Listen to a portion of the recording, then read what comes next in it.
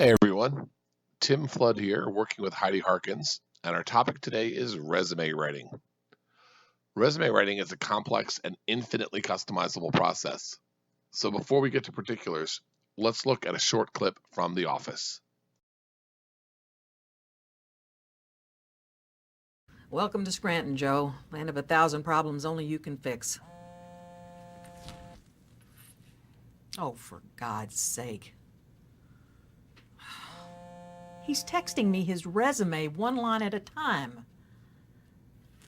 These are costing me 10 cents a piece, you jackass! I'm roaming! As silly and as expletive laden as that clip was, we can learn a lot here. 1. Resumes must overflow with details, but in the briefest, most direct, and most applicable ways possible, like shoving an encyclopedia into an hourglass. 2. Your credibility and character absolutely ooze from every part of your resume.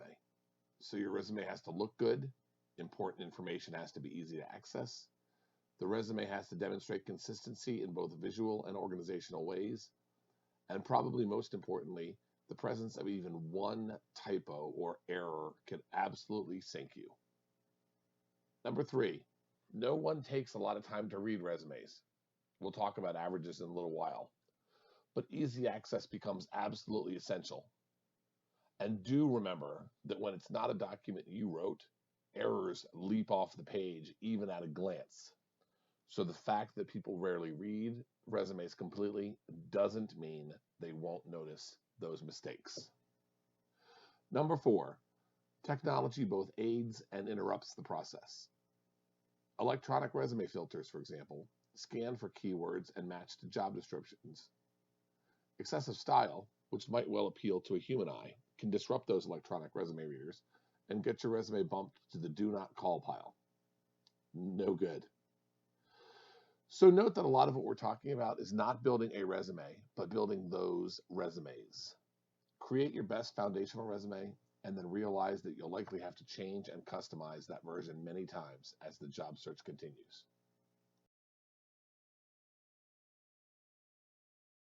Now let's take a quiz. Answer each of these questions in your own mind as we run through, and then I'll give you the answers. Number 1, true or false? One resume will suffice as you apply for a variety of jobs. Number 2, true or false? Your resume can be multiple pages if you need to capture a ton of information. Number 3, true or false? Resumes have a fairly standard look to them. Number 4, guess what? True or false? People are involved at every level of resume review. And number 5, recruiters typically take about how long to review a resume? Fill in the blank with some measure of time.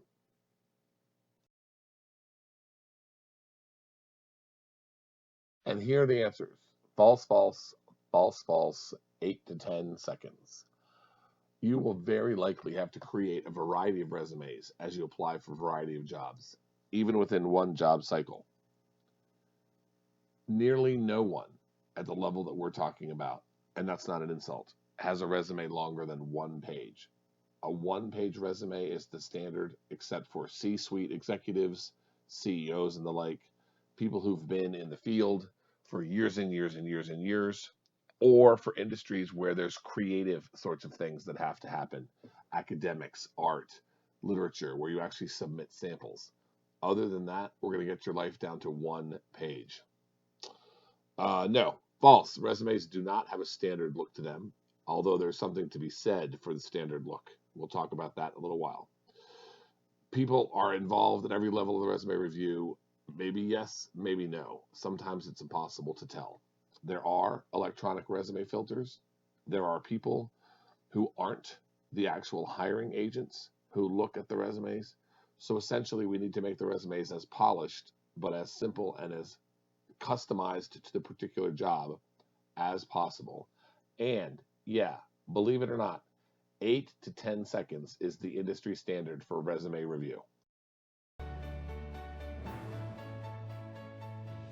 Hi, I'm Debbie Raymond, Career Services for Galen College of Nursing, and I'm here today to give you some tips on how to write that all-important resume. I want you to keep in mind the resume is your marketing tool. And what you're marketing is yourself. And you're wanting to show that company why you're the best fit for their company and gain that interview. Number one, use a large font, a traditional font, no cursive. Make sure it's at least a 10 point or larger because not everyone is not going to take the time to actually read closely. So you want to make sure it's easy to read. You want to use a traditional format. It flows very easily, and you'll see a lot of white space in there. It just makes it very quick and easy for that recruiter to review your resume. Remember, no photos, no graphics. That just detracts from what you're trying to sell yourself. You also want to use keywords from that company, from their website, from their job description. And that's going to show, again, why you're a good fit for their company. Now remember, length is important in your resume. The old rule was no more than 1 page. 2 pages is fine, but you want to keep in mind it's quality, not quantity. It's not a complete history of all of the work you've done in the past, but it's a brief description. You want to actually tempt them with finding more information.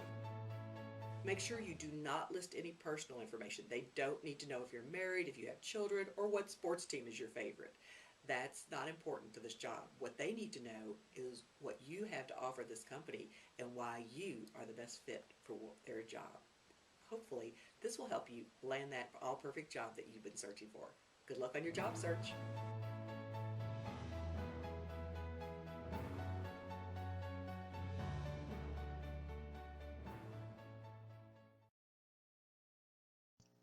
Debbie gave you some good advice, but even she admits that she was talking about a fairly standard or fairly traditional resume.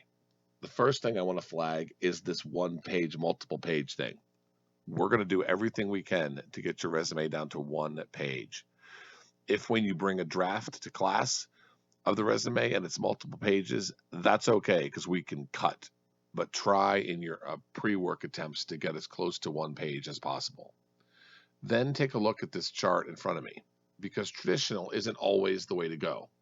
Depending on the industry, depending on the kind of job, depending on the particular company to which you're applying, maybe you'd prefer a contemporary resume as opposed to a traditional one.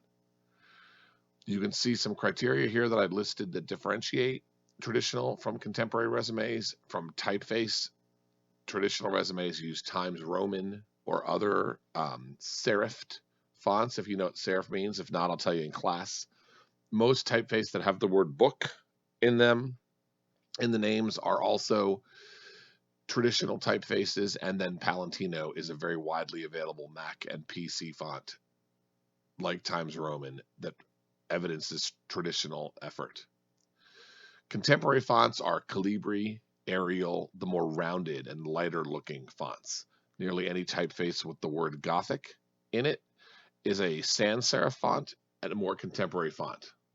Don't get clowny. Don't go with cursives. Don't go with, I don't know, letters where blood looks like it's dripping down off them.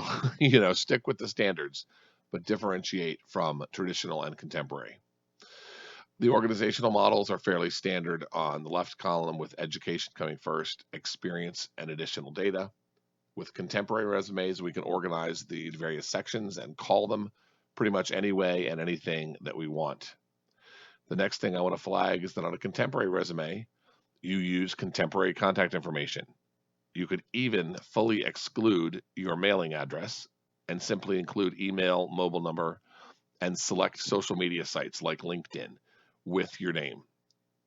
That's a little risky because every once in a while the HR department will need to know your address, whether they're going to mail you something or not. But it's a consideration, especially one based on space. Let me see what else from here I can look. I know you can read, and I don't want to read the graph to you, but the things that I want to talk about are probably the only other thing I'm going to talk about here is the additional data section. And again, recognize in a contemporary resume, we don't have to call it additional data. We can call it hobbies and interests or other cool stuff about me or whatever we want. In a traditional resume, the additional data that you slot at the bottom of the page generally still speaks to what a great worker you would be and how skilled you are or how motivated you are for that particular job or industry or discipline. In a contemporary resume, the additional data, the hobbies, interests, extra info, can actually be about you, the real person, outside of work in all your awesomeness.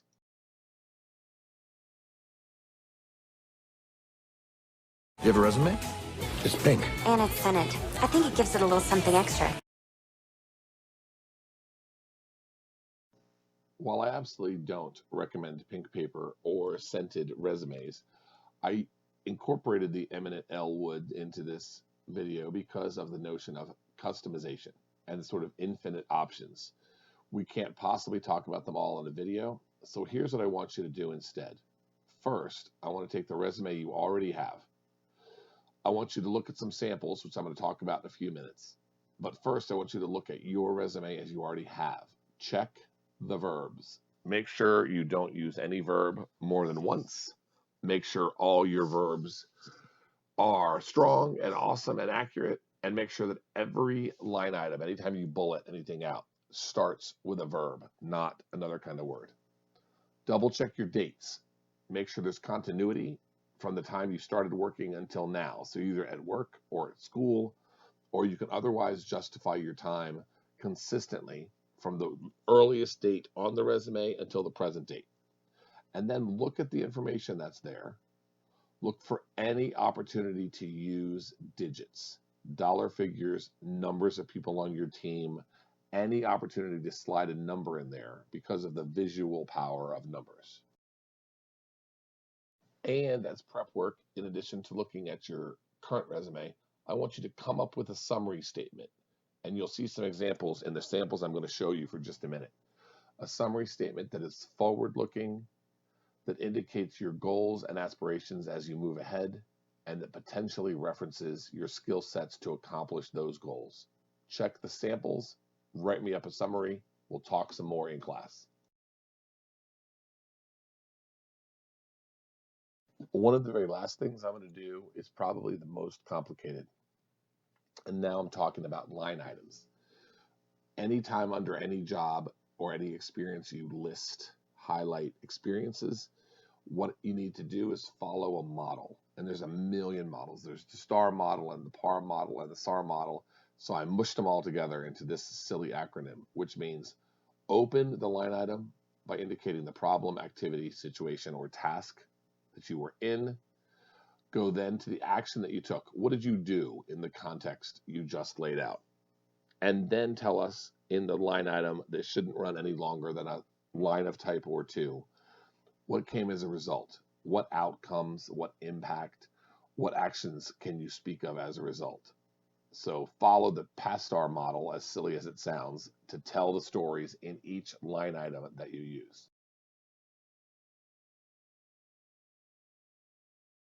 We've covered a lot in a relatively short period of time, but there's still so many other things we have to talk about. So what I'm going to do now is kind of punt. I'm going to include with this video some sample resumes that you can look at. 3 of them are before and after samples. You can see original and revision. And 2 are just other style guides for you to consider.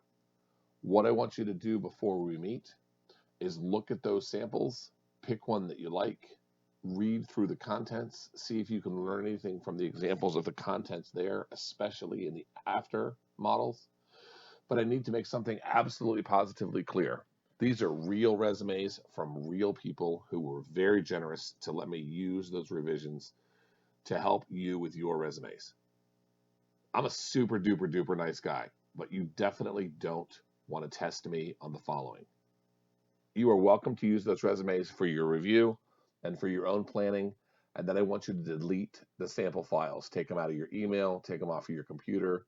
Do not save, redistribute, share, or preserve in any way those samples.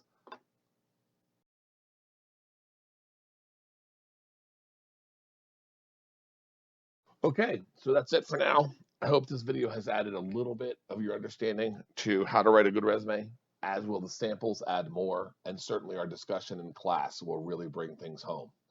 The more work you can do before class, before you turn the resumes in, the more helpful I can be in the time that we have. But I'm looking forward to working through these with you, to giving you fantastic, phenomenal resumes and springboards into terrific careers.